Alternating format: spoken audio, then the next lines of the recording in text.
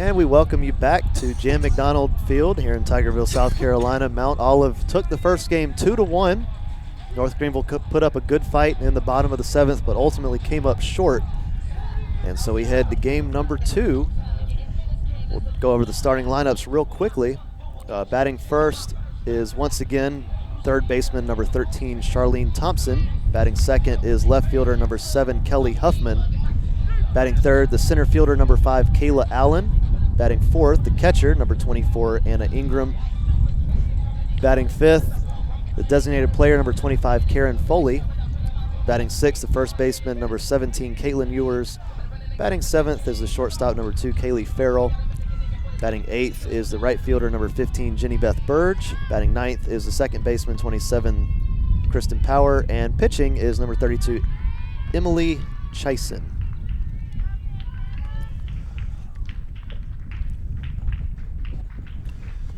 And the first pitch was a ball, and we're underway. Bunt attempt there, and she did go around for strike 1. As you can hear, the wind has picked up yet again. It's been on and off throughout the day, but currently is blowing about as hard as it has all day. That pitch high for a 2-1 count.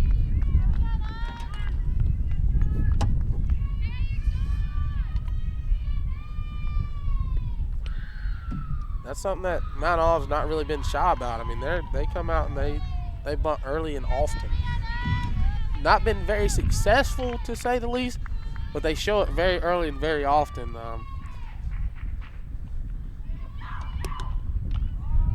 And that one just inside for ball 4, so Mount Olive starts off game 2 with a leadoff runner. And pitching for the Crusaders is number 3, Amanda Coffrin. And you hear that wind. It is blowing right now. yeah, that is for sure.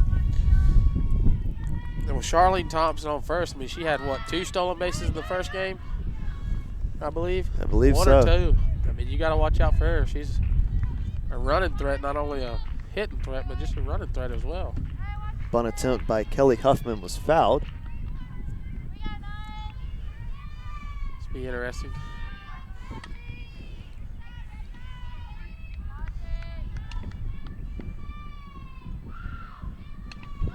And another. Uh-oh. Yep, no advancing there. Looked like Thompson wanted to for a second, but Caitlin Wagers wisely looked her back to first, and the count's 1-1. I don't know about Wagers, but me being a former catcher, I really did enjoy throwing people out, especially back to first or Another bunt that's caught by Morgan Herlong. She'll laugh She that slips one off. as she tried to turn to throw it back to first, but there will be an out. Nice catch by Herlong, who came in to field the bunt. That's all you can do with that one is just laugh. And that'll happen. People don't realize, but that'll happen quite a bit on this turf. It's not as, it's a little slick.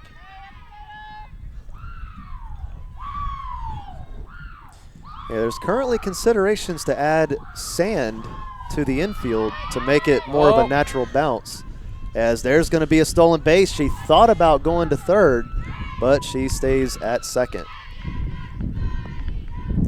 And to add on to the sand, I mean, that's just what people, the sand itself, that's to make the turf a little bit more realistic playing. It slows it down. A lot of people don't realize, especially with baseball, you know, and softball the same, that sand and that little.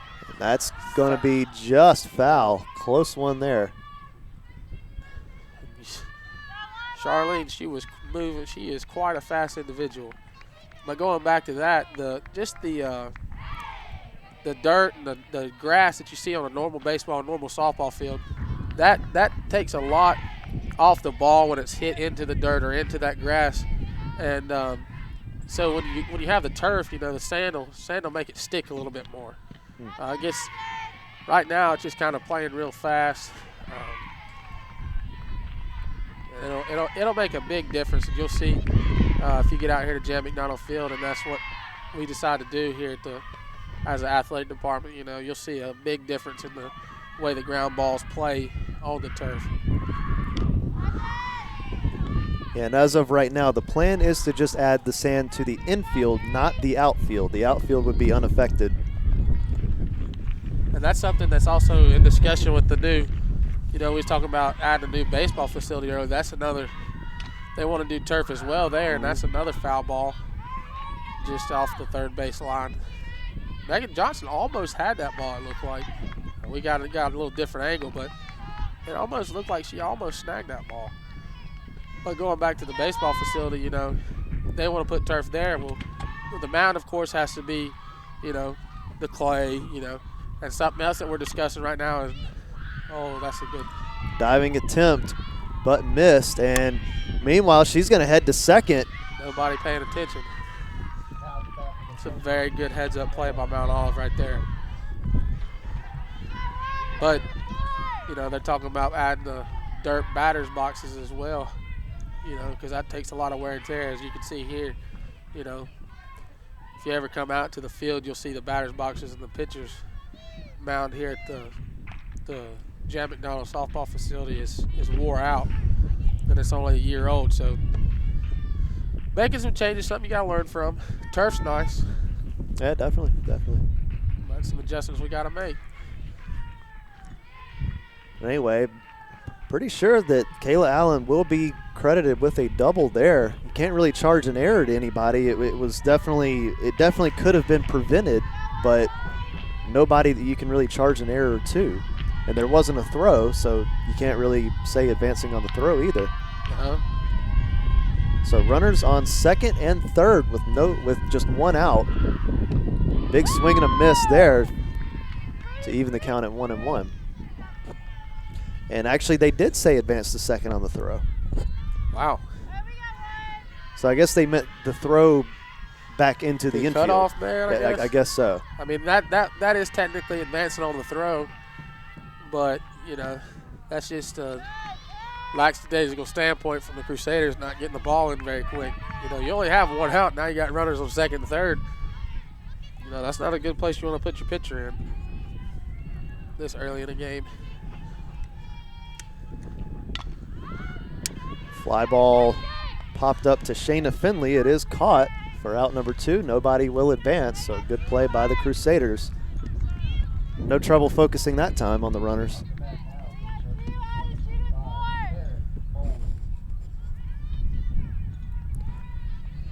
So that'll bring up Karen Foley, the number 5 hitter.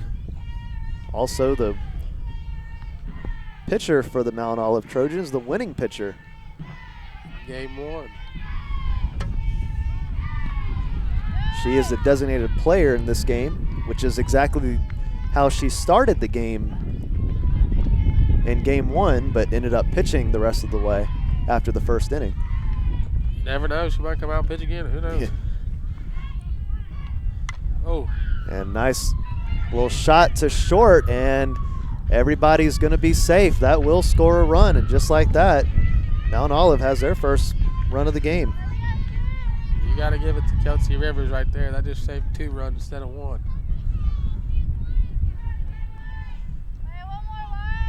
Pretty sure that one will be scored a hit. Took a little bit of a strange bounce there and bounced right in front of the shortstop, Kelsey Rivers. She also made a diving attempt for it. So. But as we seen earlier, Megan Johnson made a diving attempt, and that was marked as an error as well. So who knows?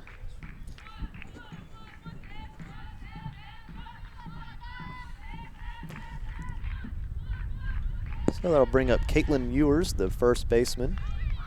What? Oh. And it had a pickoff attempt at third, but she was safe. She walked to second base. I mean, she might have got in a light jog, but that's about it. Kind of wonder. And Foley was credited with a single to shortstop. And this was a tall fly ball, but just gets past the infield, caught by Kelsey Rivers for an easy out number 3. So Mount Olive does strike first here in the first, and we'll see if North Greenville can respond in the bottom of the inning when we come back.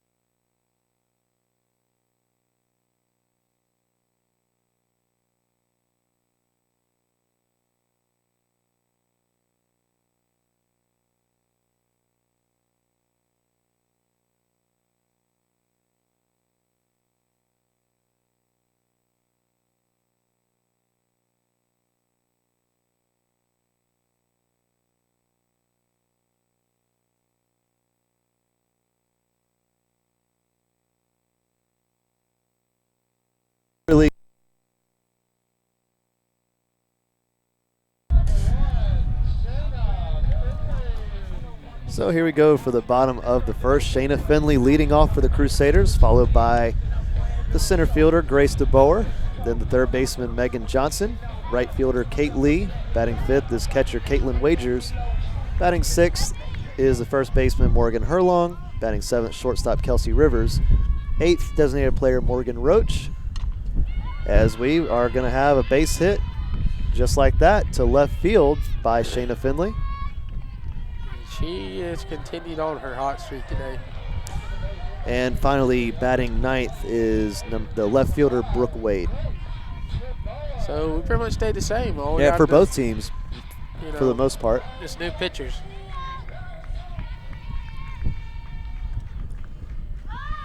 And there's a bunt that's fouled.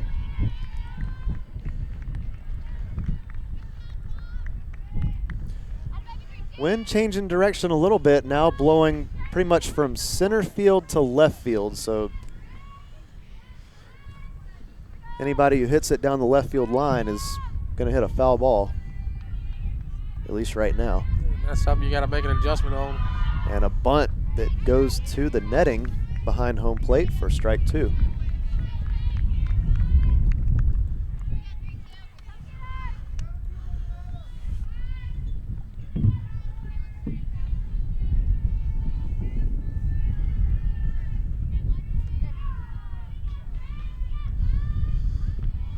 That ball outside.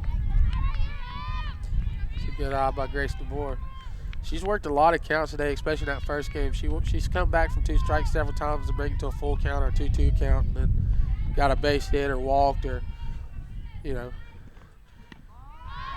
That one just outside.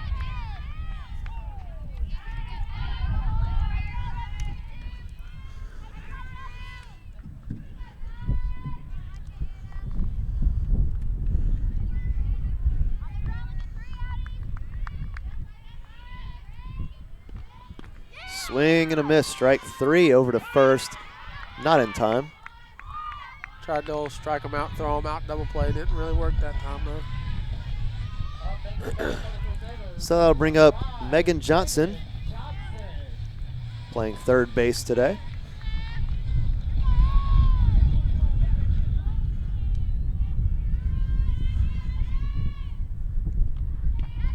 First pitch outside for ball one.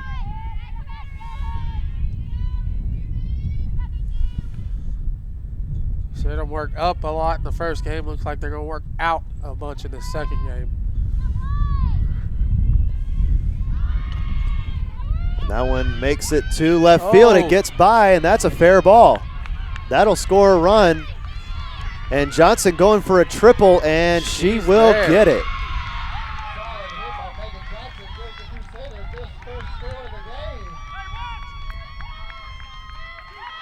So just like that, this game tied at 1.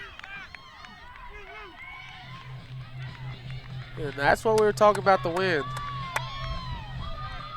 I think the wind had a little bit to do on that hit right there. That left fielder there you see went to make that diving attempt. I think that wind that's blowing from center field to left field, you know, kind of made that ball tail a lot more than it's supposed to on the end and made her misread that just a little bit. Yeah, it's always dangerous to make a dive that close to the line because there's nobody there to back you up if it gets past you, and that's exactly what happened. And then she rolls on down to the corner. It's like a Creedence Clearwater song. That ball in there for a strike, count even at 1-1.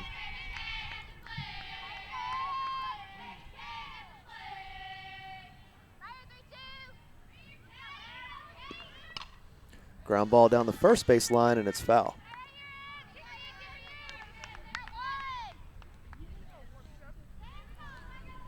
Wrapping up spring break here in Tigerville, South Carolina.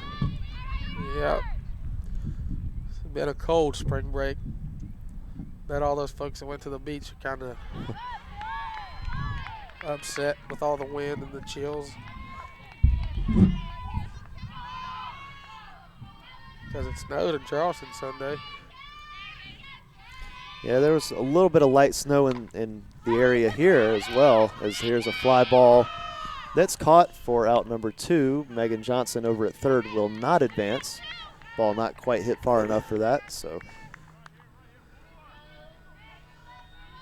Mount Olive, nice job of keeping the runner in check there, and it'll be up to Caitlin Wagers to bring that second run in. A little higher inside right there for a ball.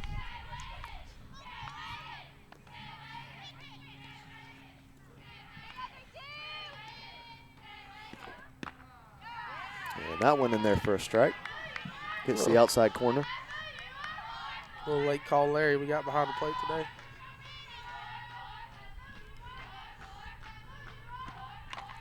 Gets behind that one, and it is gone. See ya.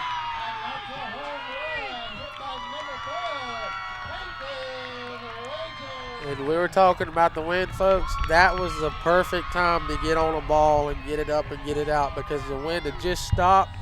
No wind was blowing in any direction. And she got up and got after one right there. Little mistaken location by Mount Olive, and she made them pay.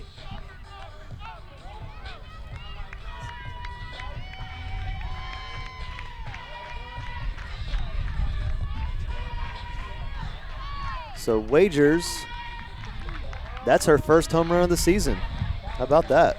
Is that her first career, or is she a freshman, I believe, maybe?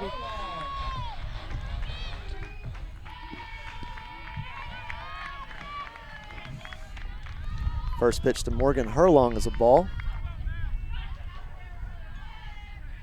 Wagers is a freshman from Greenville, South Carolina. How about that? So first home run of her career. Congratulations. And they did do a little celebration at home plate, so she was ready for it. She sort of fainted into the arms of one of the other players once she crossed home plate.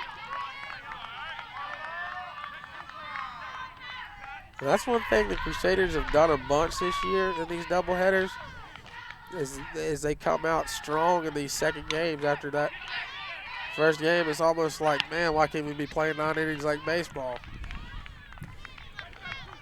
That ground ball to second, over to first in time for out number 3, but a big inning by the Crusaders. They score 3. So we head to the top of the second in just a moment here on the North Greenville Sports Network.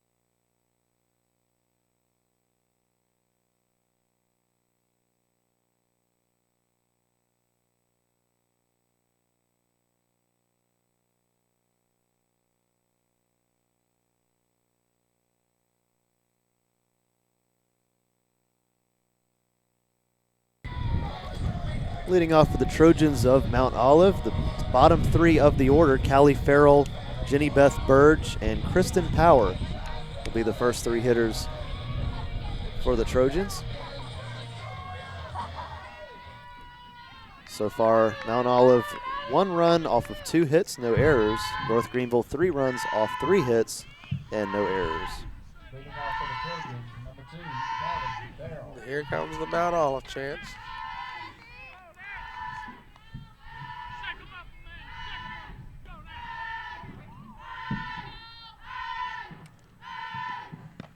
Big swing and miss. It's a great pitch.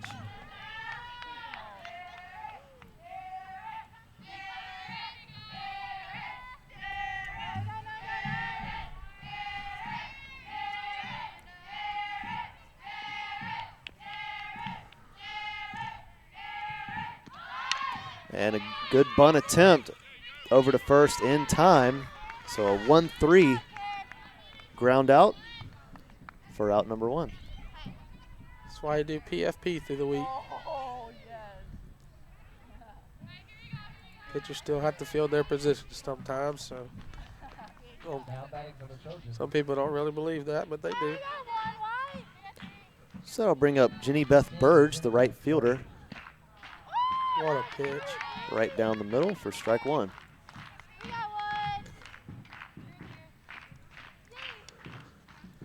I think that's something Coffrin's kind of picked up on here in the early stages of this game, that, you know, Mount Olive isn't really being so aggressive, so she can throw that first pitch strike right down the middle and get an early strike, and they're not going to swing too much at it.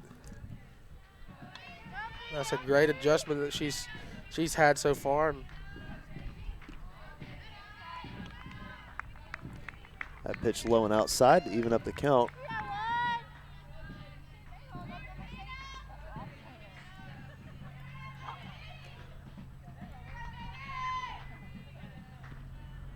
What a pitch. Good breaking ball, and apparently just missed. Wow. Must have just missed the inside corner.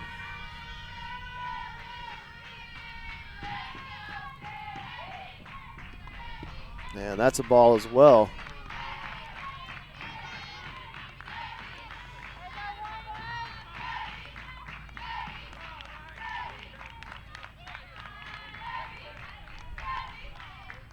Got to battle back. And popped up to the catcher in foul territory for out number 2. That was a great comeback on that one. Down 3-1. So for Mount Olive, that'll bring up the number 9 hitter, Kristen Power, playing second base. First pitch is just a little bit low for ball 1.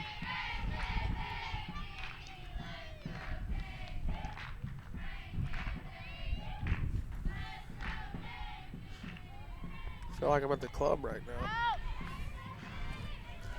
That one fouled and out of play.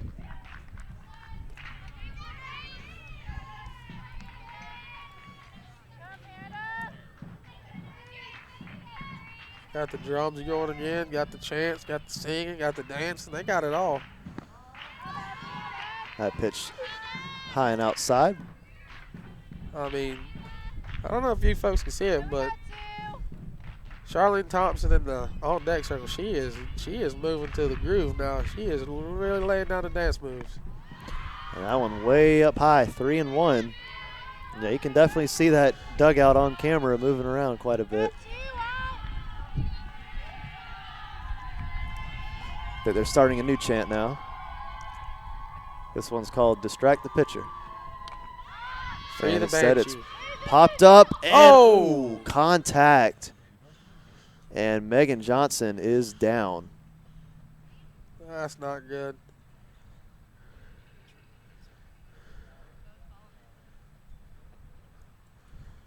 Not only Megan Johnson now, but your catcher, Caitlin Wade. Yeah, she's She's limping. limping around. That's not good for a catcher.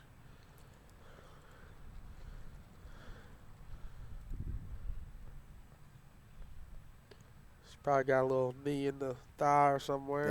Yeah, thinking it might be in the chest or maybe a facial injury.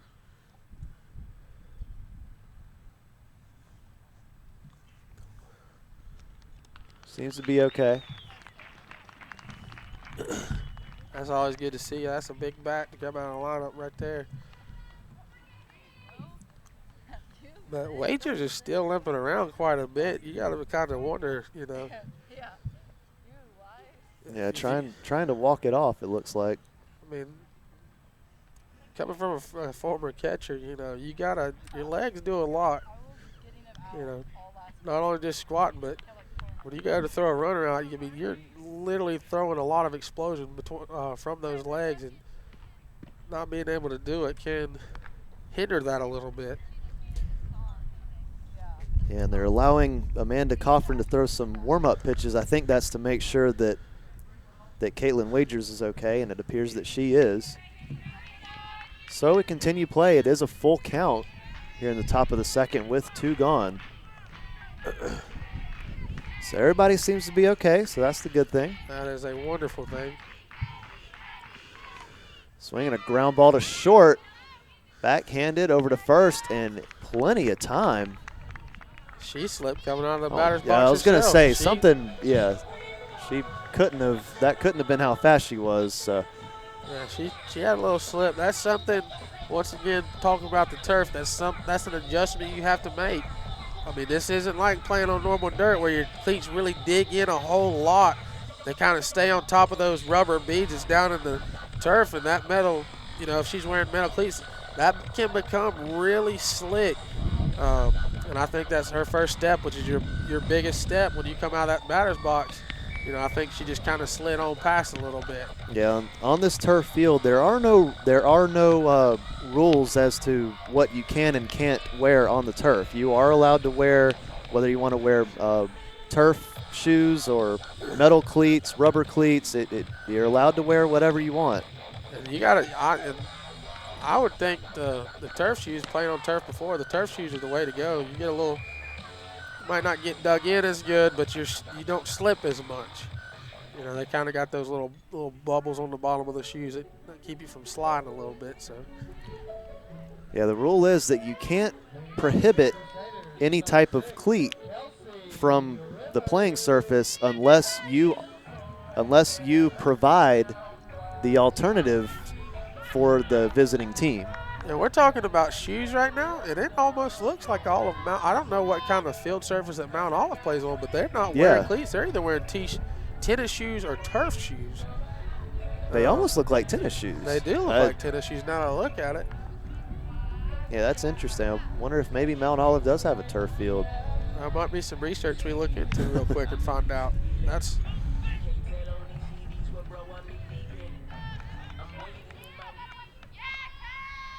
So anyway, it is the bottom of the second. Swing and a miss to start it off. Kelsey Rivers, the leadoff hitter for the Crusaders, playing shortstop, followed by the designated player Morgan Roach and then left fielder Brooke Wade. That one outside.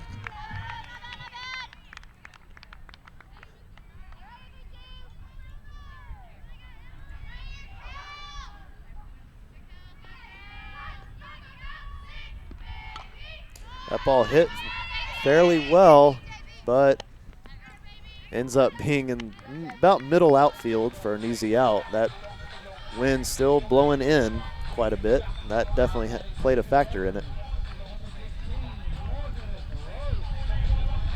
So that'll bring up Morgan Roach, as we mentioned, the designated player in game 2 as well. First pitch outside. She is really liking that outside pitch.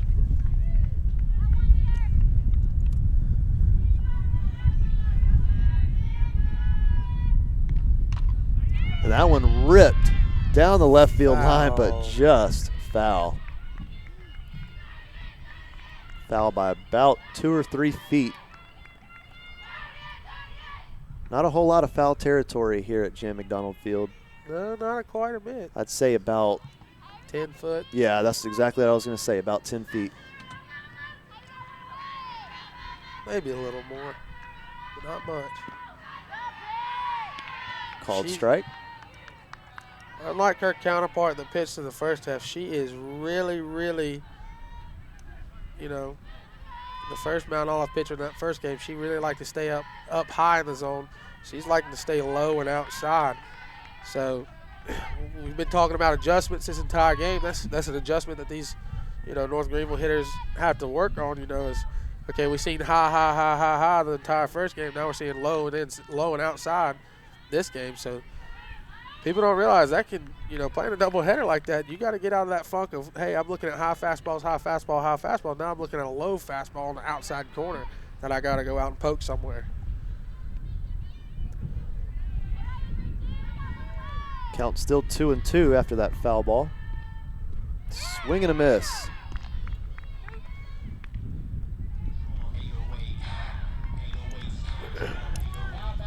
So I'll bring up Brooke Wade, the number 9 hitter, playing left field.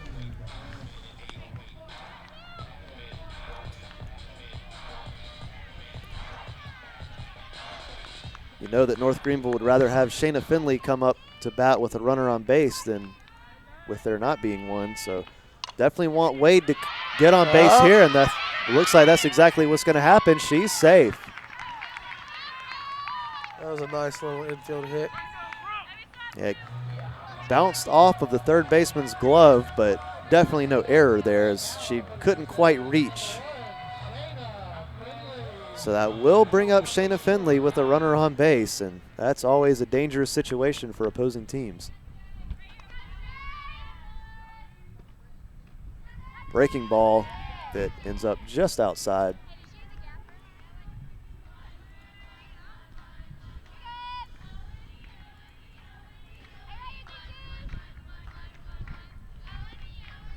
Another breaking ball, but high and outside. 2-0.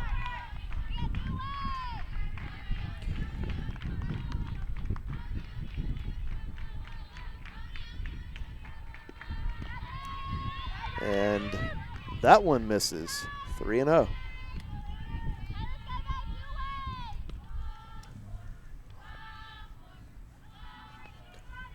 That is one thing Shayna Finley is good at, is working a count. And Finley had the red light. Was a called strike, but still well ahead in the count, 3-1 with 2 outs here in the bottom of the second. I'm just sitting here. I've been doing a little research. We was talking about Mount Olive. They have a real field, so I'm guessing either they got some turf shoes along the way or they're wearing their team tennis shoes. And they all look the same, too. They all look like they're by New Balance. Yeah. I think they're Adidas. Oh, are they? Okay. I think they're sponsored by Adidas. Okay. There's another Could have sworn I saw an N on one of them, but maybe not. Who knows? New Balance is becoming a very popular, baseball shoe, so it wouldn't surprise me if they're becoming a very popular softball shoe as well. But that was a very good inning by, Mount Olive, just to hold the Crusaders a one base runner, no runs, just one hit. So we'll see what the Mount Olive bats. We was talking about the North Greenville bats needed to come alive. Now we're talking about the Mount Olive bats need to come alive. It will be the top of the order for the Trojans. Charlene Thompson, followed by Kelly Huffman, then Kayla Allen. So certainly a good time for the Trojans of Mount Olive to do some damage.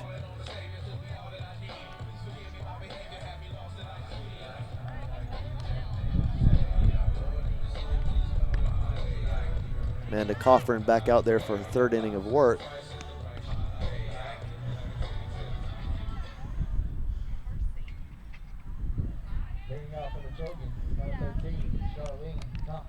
We will be back here at Jan McDonald Field for tomorrow.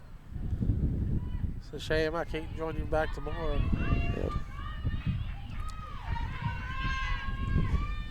So here we go. Charlene Thompson to lead off the inning. She walked her first appearance. First pitch is fouled.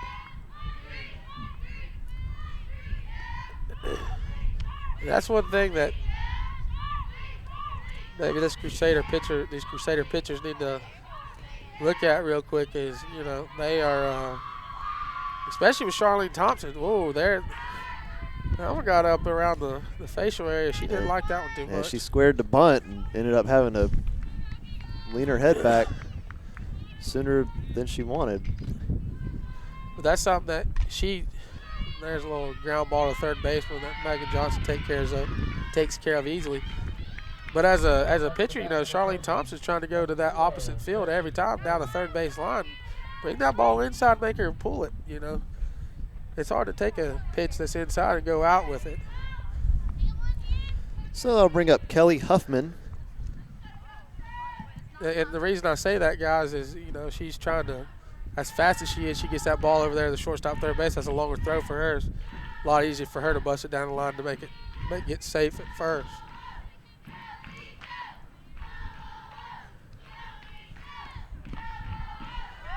First pitch to Huffman is a called strike. She is 0 for 1.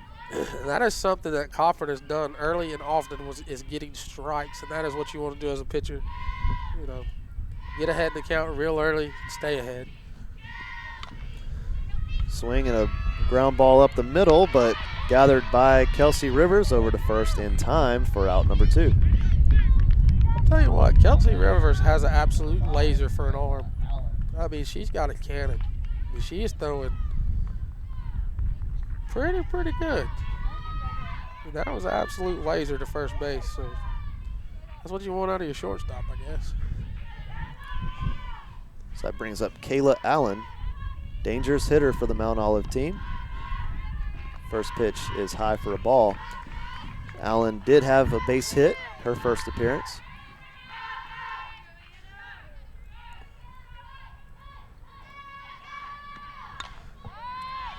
Fly ball to left field. Someone's got to call it. And a nice catch by Brooke Wade for out number 3. That was a nice grab by Wade. She ran a long way to get that ball. Somebody sign her up for the cross-country team. So we'll return in just a moment for the bottom of the 3rd here on the North Greenville Sports Network.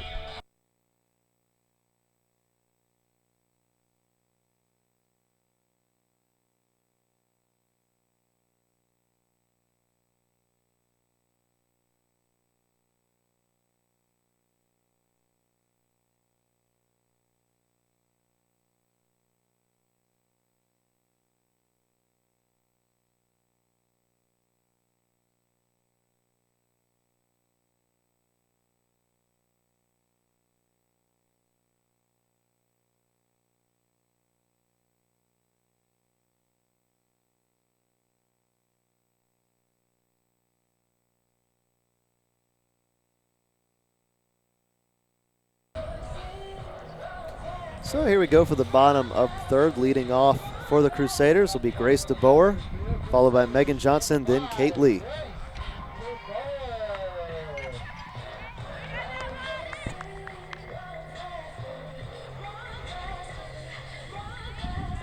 DeBoer struck out her first time up.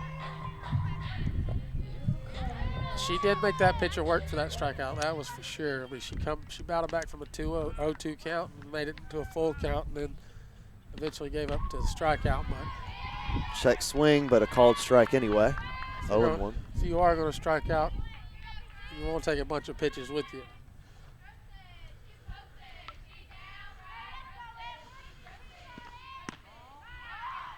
That one just outside for a ball. Just a bit outside.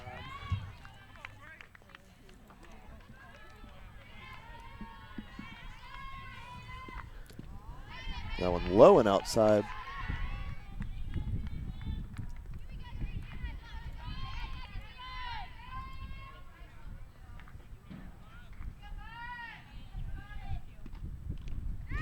That one foul tip.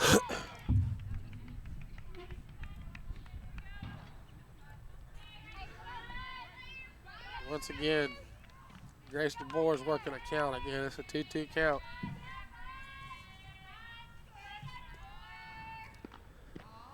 That one low and outside as well. Full count.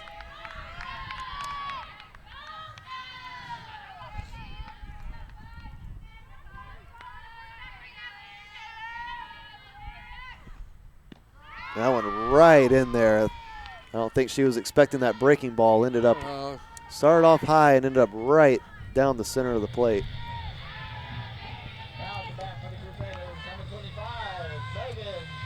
So Megan Johnson will step up to the plate.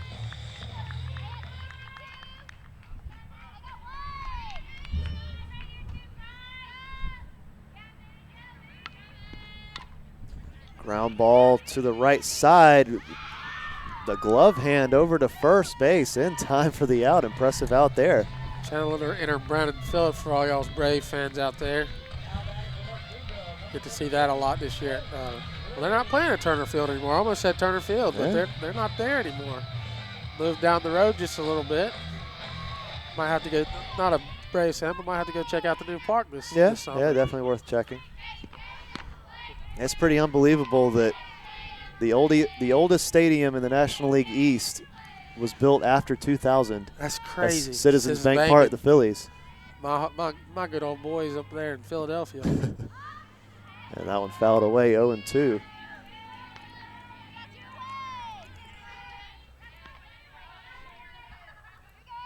You know, you got to wonder, you know, is the Cubs ever going to move from Wrigley? Is the Red Sox going to move away from Fenway? We've seen the Yankees break hearts.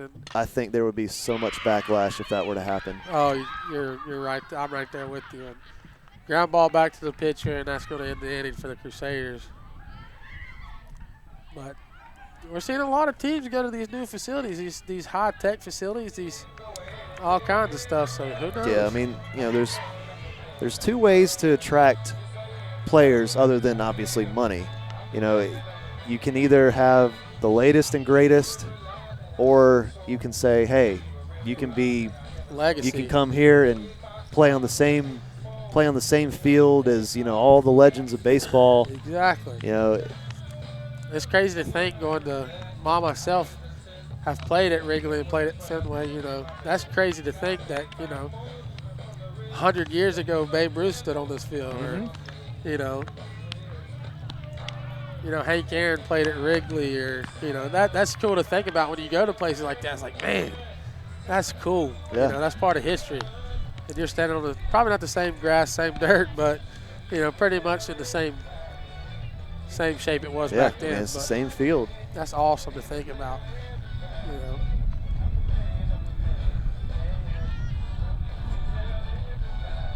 So leading off for the Trojans will be the cleanup hitter, Anna Ingram, followed by Karen Foley, then Caitlin Ewers.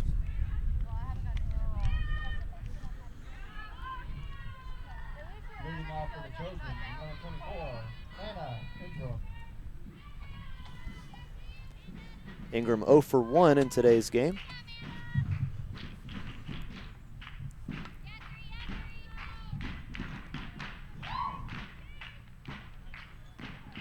First pitch is fouled behind the third base dugout. Seen a lot of that today, a lot of pulling the ball foul to the left field line, excuse me. Cofford's doing a good job of staying low, not giving the Mount Olive hitters a real much to get on top of, you know.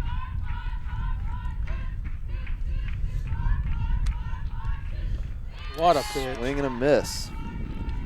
Count now 1-2. Those of you who may have followed this team over the last couple of years, maybe you're curious about what the old field is, what's going on with that field. There are no more outfield fences. They've all been torn down. Currently, I believe the plan is still to use it for intramurals. Yeah, I this believe year. it. I don't know if they're going to play. I know a lot of years past they played intramural softball off campus down the road at, I want to say it's Tigerville Baptist, but their church softball field. But I don't know. I mean, that's going to be hard to play softball with no fences. Yeah, I'm not sure. Maybe they can put a temporary fence or some sort of line there at least. But yeah, not sure what's going to go on there. But I know eventually the plan's to put a building there, but you know, there's a lot of future plans that are going to be somewhere down the road. Another plan that I've heard is to turn the dugouts into chicken coops. So who knows around this campus? You never know. Well, there was a couple of weeks ago there were goats on the baseball field. So, so you never know here in Tigerville. Tigerville's a crazy place. If you've never been, you don't want to come. Could have our own reality Sharp TV line show. drive to left field for a base hit. One of the hardest hit balls today. Now batting for the Trojans, number 25, Karen Foley.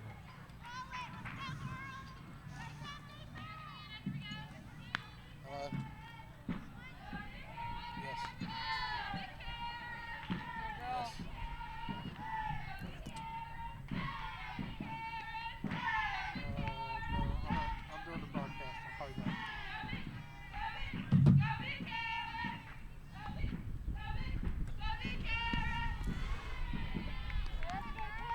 First pitch to Karen Foley is a called strike.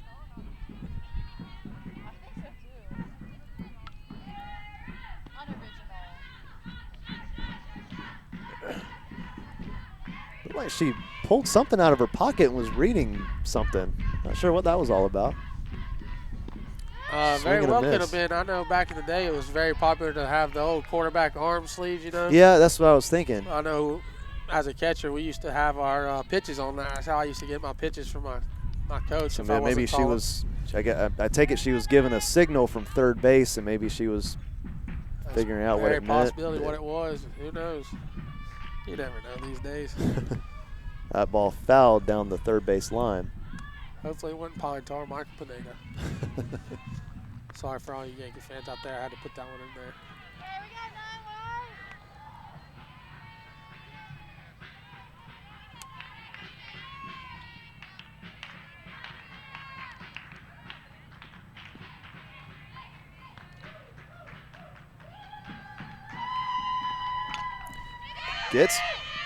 Gets contact with the ball, and it's going to turn into a double play. That was amazing. A little 1-6-3 double play. I got a little excited. Apparently Grace DeBoer got a little excited when we heard there. I think she thought the inning was over. Now back for the Trojans with number 17, Caitlin Ewers. So I'll bring up Caitlin Ewers.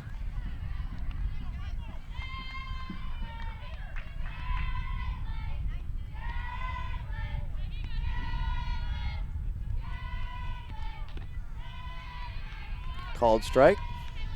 Just got the outside corner. No, the infield's playing in just a little bit, a little different from baseball. Yeah, corner's in. Usually you drop everybody back to the edge of the grass. Usually a bunch of baseball with 2 outs. Yeah, for real. Love that.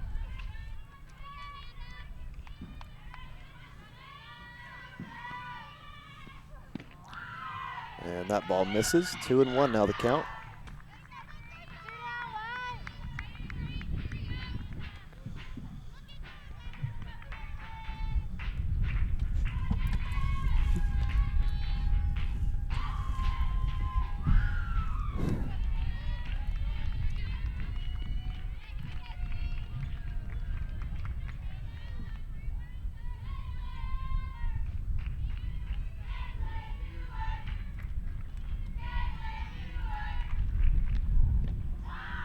And that one misses, ball 4.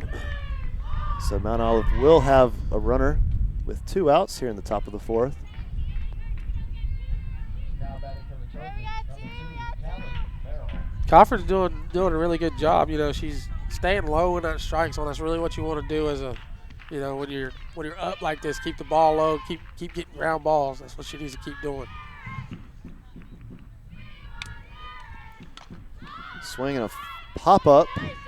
Shayna Finley under it, and she has it for out number 3. So Mount Olive did get a runner, but comes up empty here in the top of the 4th. We'll head to the bottom of the inning right after this here on the North Greenville Sports Network.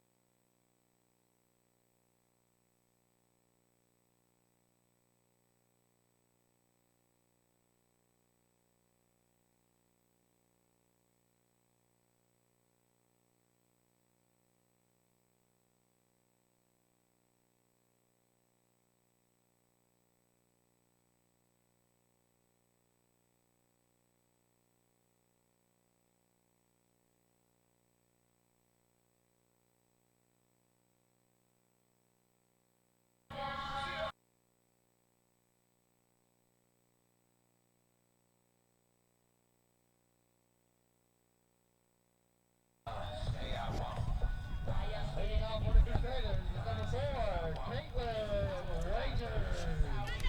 So, leading off for the Crusaders will be the number 5 hitter, Caitlin Wagers, followed by Morgan Herlong and Kelsey Rivers. We're middle way through this game and see if the Crusaders can get a few extra insurance runs here, maybe in the 4th inning.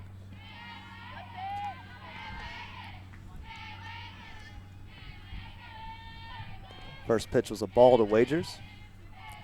1 run, 3 hits, no errors for Mount Olive. Oh, That one in there for a that strike. was a nice breaking ball. 3 runs, 4 hits, no errors for the Crusaders.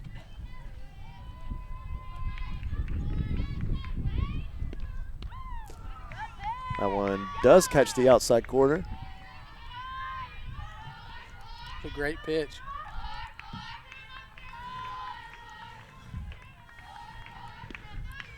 Swing and a miss. Good looking pitch on the outside. That Oh, little dab from the, must be their celebration, the dab whenever they get a strikeout. Third baseman and the pitcher do a little dab, little Camden, little, Here comes the wind again. So I'll bring up Morgan Herlong. Ooh, That one just missed. he hesitated. He almost called that a strike. He come up out and put his hand up.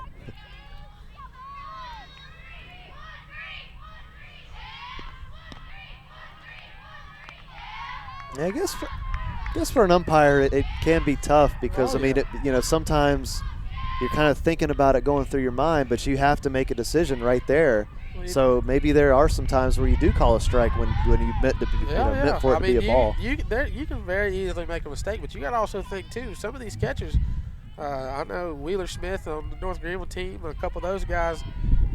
One thing, and like I said, I'm a former catcher myself. You really focus on learning how to frame a ball. Yeah. And that's something that you got to cross your mind sometimes as an umpire. Did he bring that back in 15 foot off the plate? So you kind of have to. I mean, it's just like being a hitter up there. Mm-hmm. But you got to really decide early.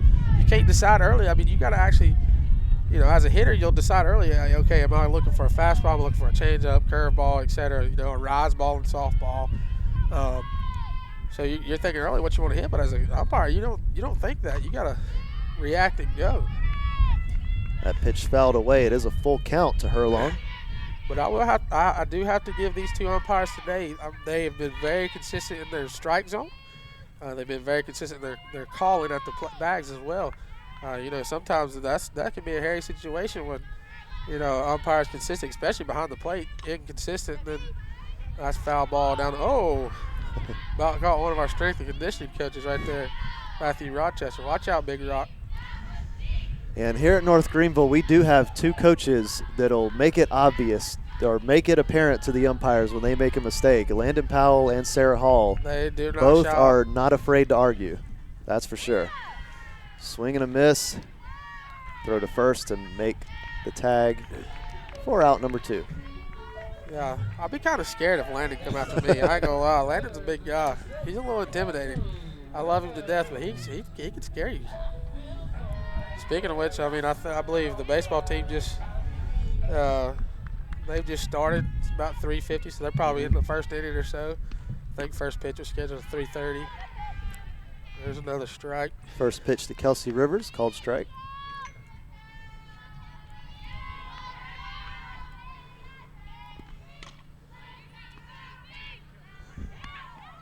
And that one in time for out number 3. So nothing going on in the bottom of the 4th. We'll head to the 5th in just a moment. We'll be right back.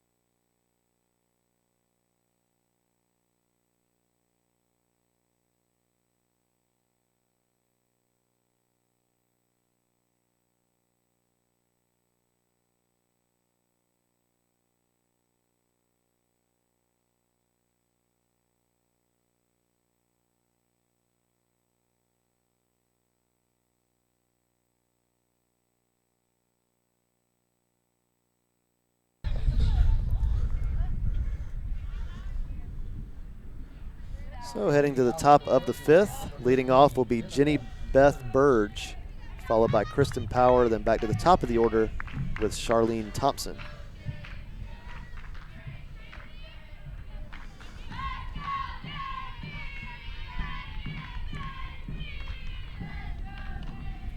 Makes contact with the first pitch, but it's fouled.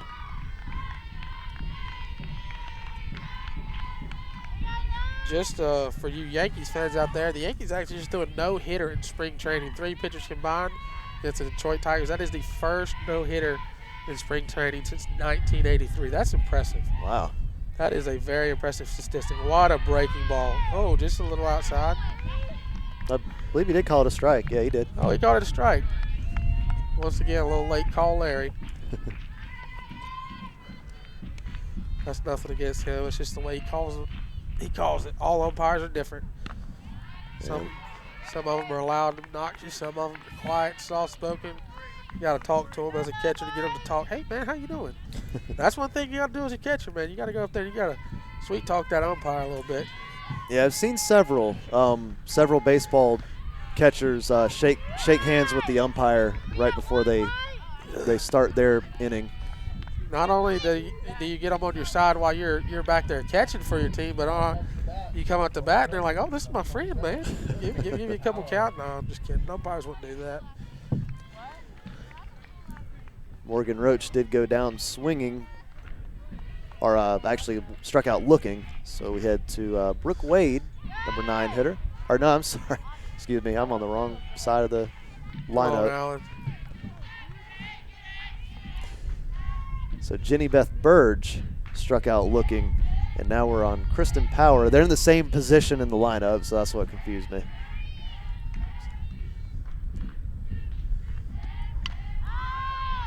Swinging a fly ball that's going to be caught by Kelsey Rivers at shortstop for out number 2. Now the bat for the Trojans, number 13, Charlene. Here comes that wind once again, just right down our back out here in center field.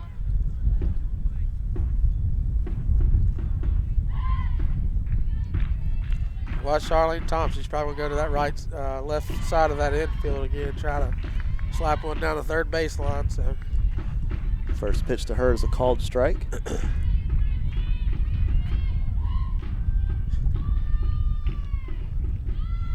what a pitch. Just missed. I think it was just a little bit low, but not a bad pitch. That's very good look by Charlene Thompson not to swing at that.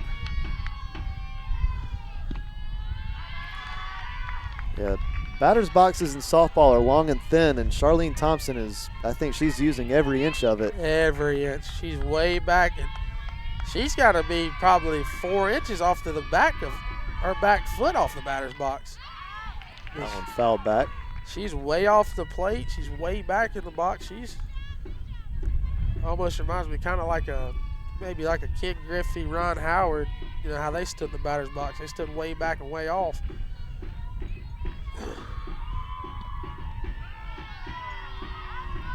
That one just misses a full count. So she's working it. Yeah, I mean, she's a leadoff hitter for a reason. Yep, that's the main thing you will do as a leadoff hitter, work a pitcher. And there you go. And that's what she has done, folks. She has worked Amanda Crawford into a 2-out walk. Now the bat for the Trojans, number 7, Kelly Huffman. Yeah, it's common for leadoff hitters to be all about on-base percentage and nothing more. Or at least somebody that can not only look at pitches but also tell the rest of their team what they're seeing.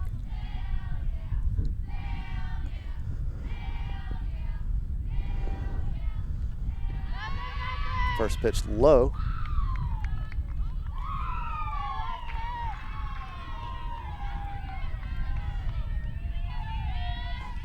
Batting is Kelsey Hayes. And here's going to be a stolen base attempt, and it's not in time, so she is safe.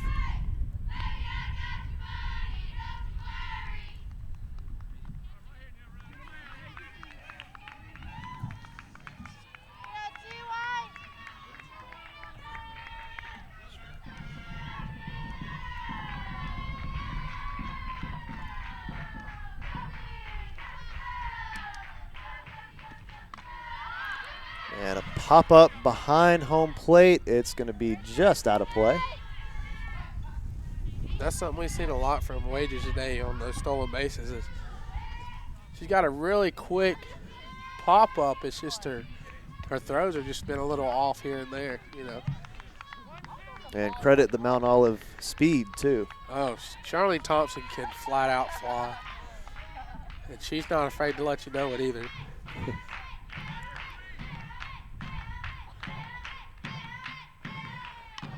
Waited on that one. Nice play by Johnson at third in time for the out at first. That was a great fundamental ground Yeah, ball look by Megan Johnson. That ball took quite a bounce right in front of the glove, but she sat there and waited for it, went right into the glove and made a clean throw to first. So no runs scored in the top of the fifth. We'll head to the bottom in just a moment.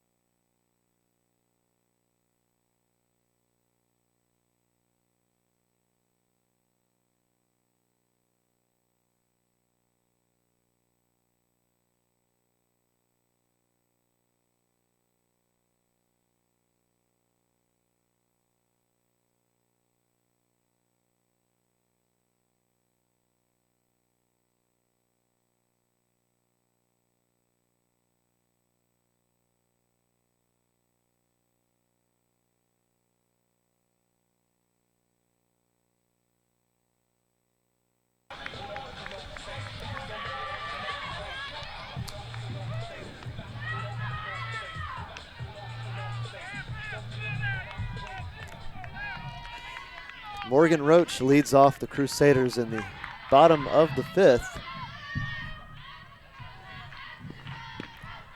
It's a big first inning for both teams, and no runs have scored since. I take it Morgan Roach must be a Gator fan because there's several Gator chomps that go on behind home plate when she's up to bat. And the crazy thing about it is the guy standing right back Ronald, there. He's a Florida diehard State fan. Florida State fan. It kind of upsets me a little bit. He's doing a Gator chomp right now. That's like sacrilegious. Yeah.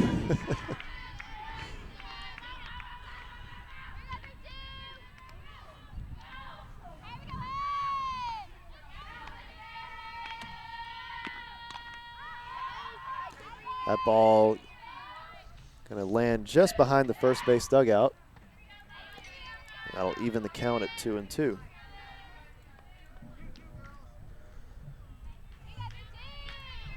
Roach is really battling right here. Got a 2-2 count.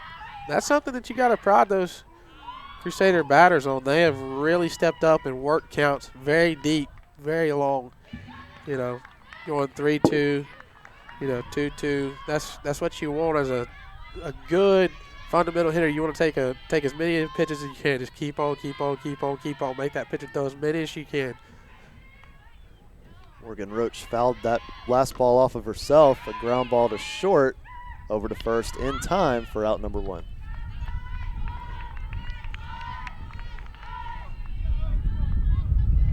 Here comes the wind again. Good Lord.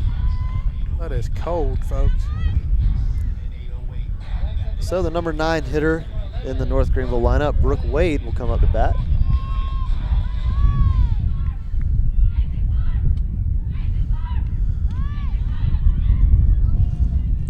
And that's one thing we've seen from both teams today. Neither team can seem to get a bunt down. Just about everyone bounces about. I don't know if they're getting too much spin on it or what. It just seems to hit in play and then roll right out us before it even gets out of the away from home plate. Wade is 1 for 1 in the game. Ground ball to the pitcher, gets away and gets away from the first base as well, so she will be safe. A nice fielding play by Emily Chasen, but a little bit of an off throw, and we'll have to wait and see whether that's considered a hit or an error. I mean, think if she beats the throw, it's a hit. But at the same time, you know, that's a throwing error. Yeah. All the pitcher. I think maybe if she had rounded first and went on to second, it might have got scored an error. Yeah, it definitely would have been an error. Or it could have been a hit and then advancing on an error. So yeah, exactly. you just never know. We'll just have to wait and see. See what old Jess has to say about that one. But whatever the case, Shayna Finley batting, and that yes, going to hang up there. Get back. ball ends up a pop-up. And Brooke Wade almost. I think she thought that ball got up and got out for some reason because she went on to second base. That ball ended up going absolutely nowhere. And that last play was called an error. I can see it. Yeah, it could have gone either way. Either way. First pitch to Grace DeBoer is a called strike. That's one thing that both of these pitchers I gotta commend them on is they get those early strikes early and often. You know, I mean we've probably seen a 0-1 count about 90% of the time. I'd have to say, would you agree? Yeah, somewhere in there. I mean it's been impressive how quick these girls are getting on top of them. You know, 0-1. Oh, what a snag by Charlene Thompson. A diving stop at third base for the third out. I'm not sure if that was Charlene Thompson or Manny Machado. she's wearing 13 too, so who knows? Manny made an incredible. I don't know if you've seen that, but Manny made an incredible play last night against Venezuela. You know, he had a very nice play to. I want to say it was Rob Miguel Cabrera of a base hit, but it's something you always want on that hot corner is a good defensive third baseman. So looks like Mount Olive's got one. So anyway, with that, we head to the top of the sixth. This game going by pretty quickly, and we'll be back in just a moment.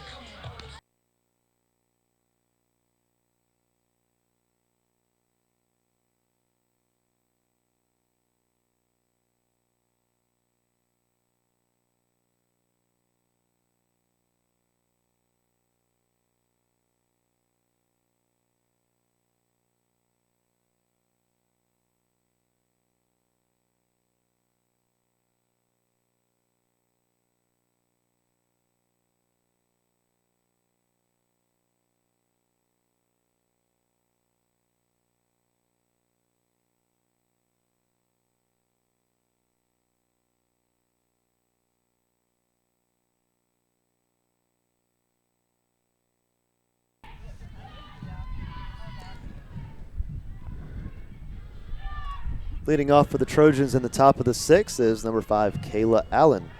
She is 1 for 2 in this game. The sixth inning's already crept up on us. Mount Olive's got to get something going. They're down to their last 6 outs. Yeah, they're seeing quite the opposite of what we saw in game 1. That ball just outside.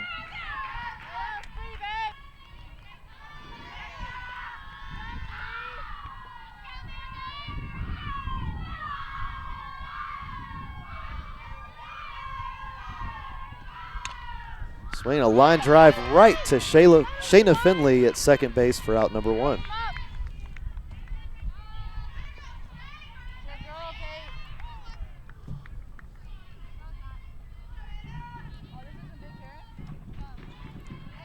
So that'll bring up number 24, Anna Ingram.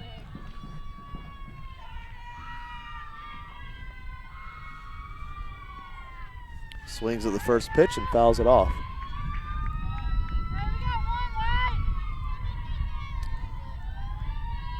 And that is the Mount Olive dugout. Those are not police sirens. Maybe she hits a lot of home runs. Maybe that's her home run siren.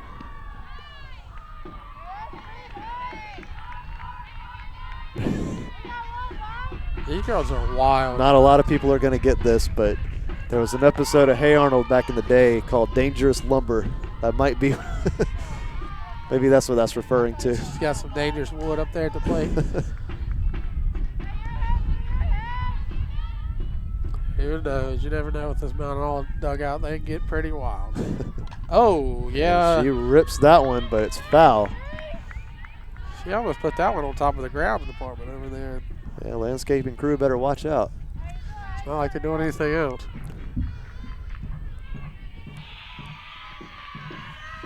Had to go there. That ball high to make it 2-2. Had to make fun. Alan works for the landscaping crew. Yep. They don't do too much. Oh, come on. No, I'm just kidding with you, Alan. Y'all work hard. Y'all make this campus look beautiful. Y'all are very underappreciated. That ball high and outside.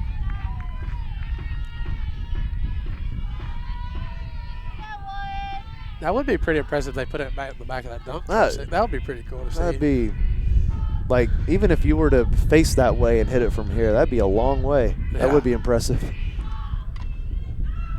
Nice stop by Megan Johnson over to first in time. She's made some very good plays over there at third base.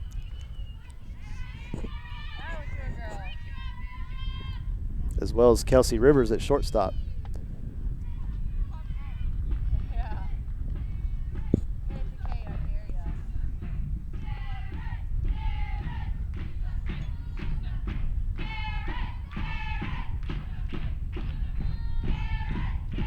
So that brings up Karen Foley.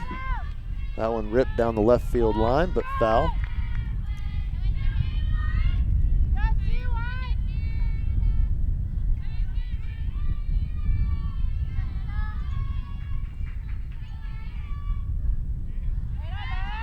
That one low.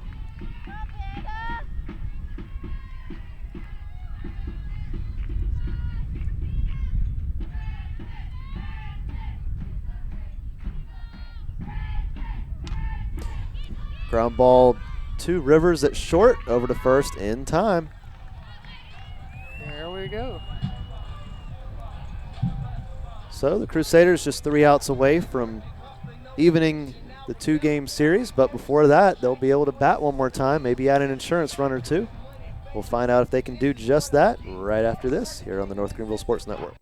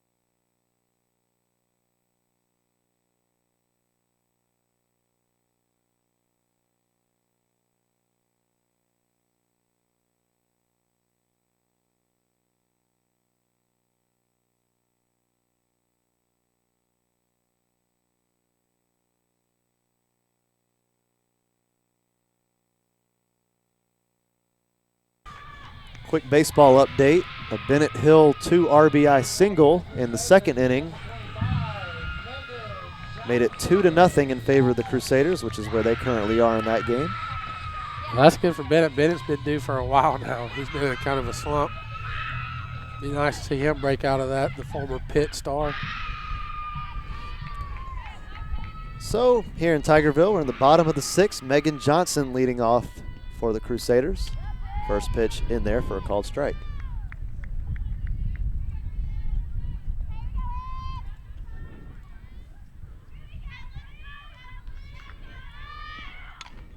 Uh-oh. That ball hit very well to left field, but caught about 10 feet in front of the wall for out number 1.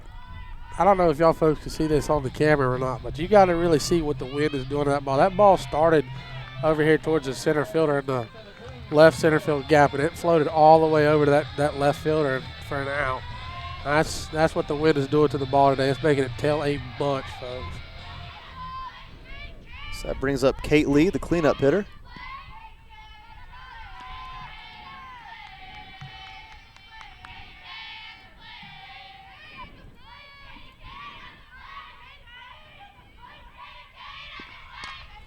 Line drive right to second base, over to first in time for out number 2.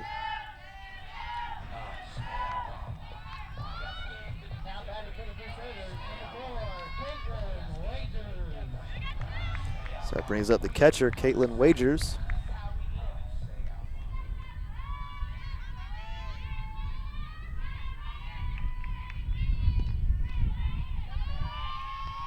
First pitch low and outside for ball one. See if we can see Caitlin Wagers strike pay goal for the second time this game.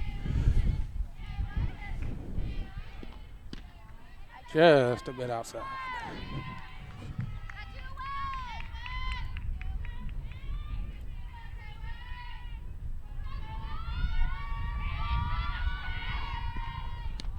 And that one high and outside.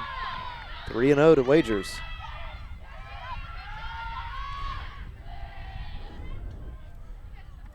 And there comes the North Greenville chance.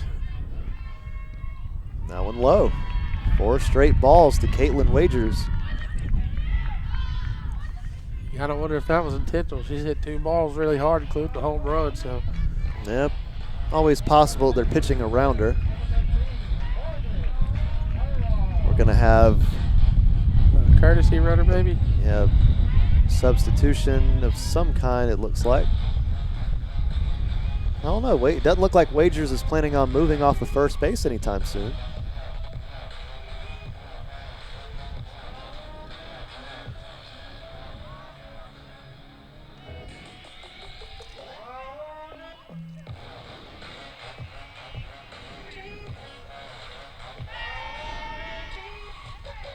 And there it goes. Haley Gray. And here comes the war chant. Haley Gray. What we're hearing right now from that North Greenville dugout. Another little update from the dugout. Apparently they were putting seeds on top of one of the girls' heads. She just figured out that there were seeds on top of her head, so that's pretty good. It's one thing you got to look out for in the dugout. Getting baseball stuck on the top of your ball cap or seeds put on down to your shirt, or quite the pranksters.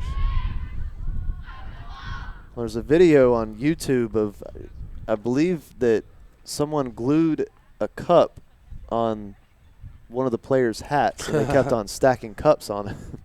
That's awesome. Something like that. It might not have been cups. I'm trying to remember exactly what it was. But anyway, looks like they're checking on the catcher right now. I think something got in her eye. Maybe one of the little turf beads or something, who knows. Oh, a foul ball hit her mask. Oh. Well, those always. How does that feel? It depends. I've never taken a softball off the mask, but I've taken a couple basketballs that come 90 mile an hour in there and then off the bats. Yeah, they don't feel good. I'm sure a softball can't feel too good either. And I'll tell you this, I don't really know how those, what we call hockey masks, I wore a 2-piece, so they don't have as much padding as those hockey masks do, but you don't feel good. I can tell you that. There's only so much you can do to protect yourself, and obviously you're going to feel some of it. Oh yeah, I'm sure it didn't feel good.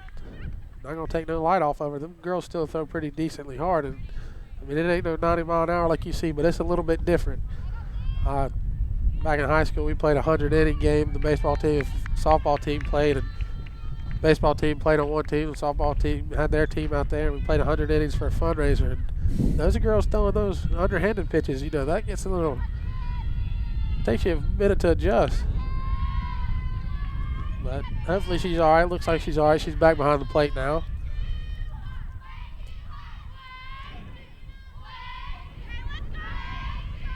I think the worst thing that hurts is whenever somebody has a real good backswing and comes around and hits you in the back of the head with a baseball bat. That's another one that'll send you for a doozy if you're not careful. A lot less padding in the back of the head, that's too, for those sure. helmets. And it's also a little bit, you know, those catcher's masks are off the face a little bit. On the back of those helmets, those are just straight there on top of the head. A little ground ball to shortstop. She'll take it to shortstop unassisted. And that'll end the inning for the Crusaders. So one more inning to go, unless Mount Olive can get something going in the top of the 7th, string together some runs. We'll see if they can do it right after this here on the North Greenville Sports Network.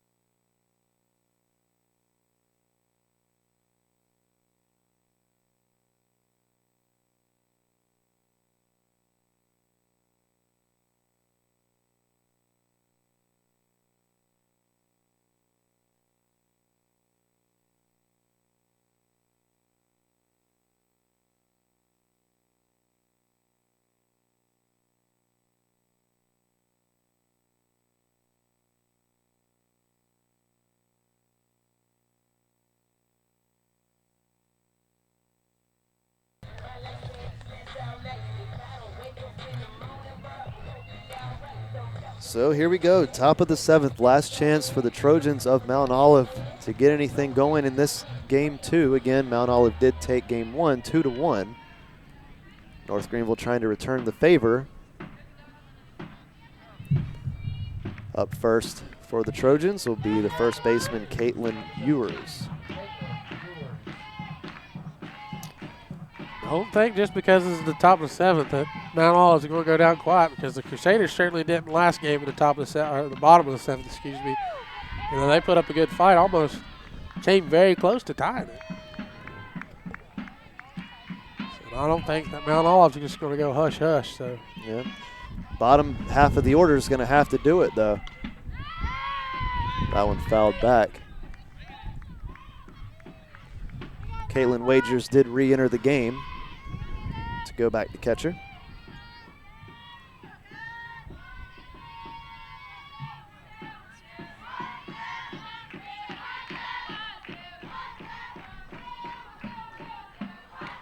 Up all low and outside.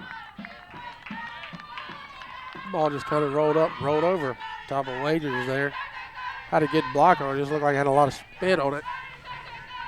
Something you got to, as a, here comes that Mount Olive. Yeah, they're doing their job. Tell you what, Charlene Thompson, she can quite dance pretty good. She has put the boogie fever to it today, y'all. Well, that chant just worked. They were saying dirt, and that ball did end up in the turf. Guess we needed to change it to throw to the turf, turf, throw to the turf, throw to the turf, turf, throw to the turf. And that one not in the turf. It's fouled away for a full count.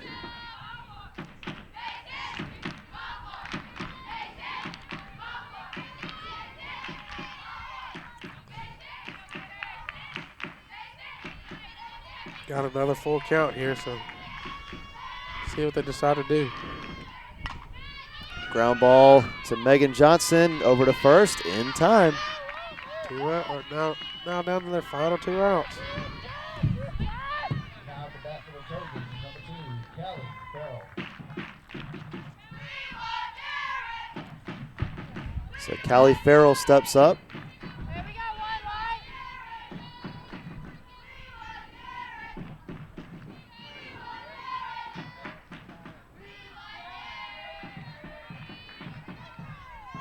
Farrell 0 for 2.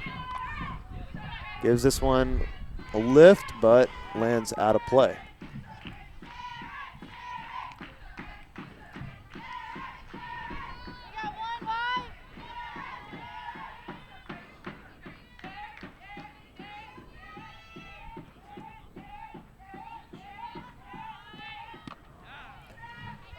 That one misses the outside corner, 1-1.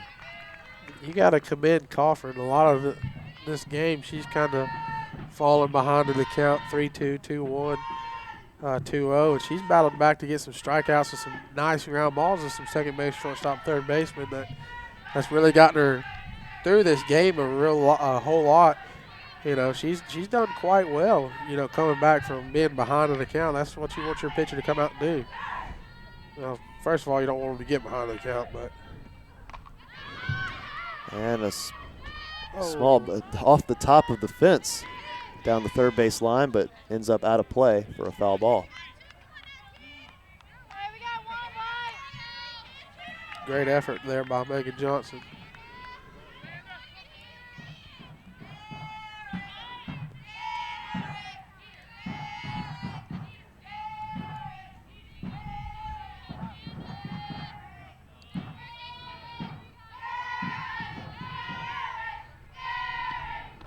Swing and a miss. Went after a ball she probably shouldn't have.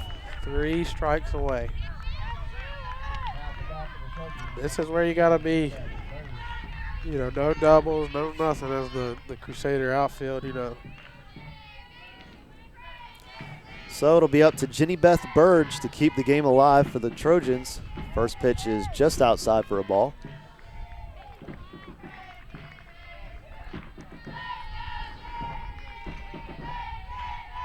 Burge 0 for 2 with a strikeout. Oh. Swing and a little blooper There that's it is. caught for out number 3, and that will do it. So sorry, go ahead. Just like in Crusader fashion, though, seems like to be a trend this year. They'll come out a little dead the first game and come out and have a good game that second game. So split a series once again, seems like. Yeah, so North Greenville fell behind in the first game, put up a good fight, but ultimately came up short, but had a strong first inning in this one, scoring 3 runs, including a two-run homer by Caitlin Wagers. I want to give Caitlin Wagers a big shout out once again for getting her first career and first of the season home run. So big props to her. That was a big, big effort here in that game. You know, if that was a difference maker, was that 2-run home run. So got to give her a shout out. Shout out to Amanda Coffin. She had a great pitching performance right there. So And yeah, Coffin will obviously pick up the win. So that'll do it for today here at Jan McDonald Field. We will be back here tomorrow for the game the doubleheader between North Greenville and Barton College. So we hope to see you then, and we thank you for joining us here on the North Greenville Sports Network.